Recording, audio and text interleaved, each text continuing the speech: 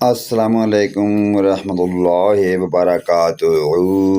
اعوذ باللہ من الشیطان الرجیم، بسم اللہ الرحمن الرحیم۔ نیند میں ڈرنے کی دعا۔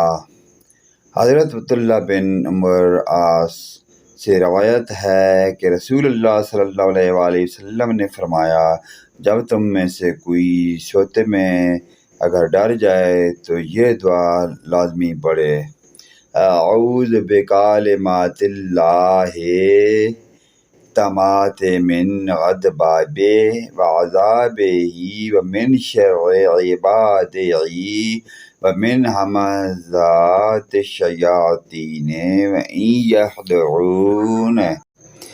میں پناہ مانگتا ہوں اللہ کے کلمات تامات کے ذریعے خود اس کے غضب اور عذاب سے، اور اس کے بندوں کے شر سے، اور شیطانی وسوسہ سے، اور اس بات سے کہ شیاطین میرے پاس آئیں اور مجھے ستائیں۔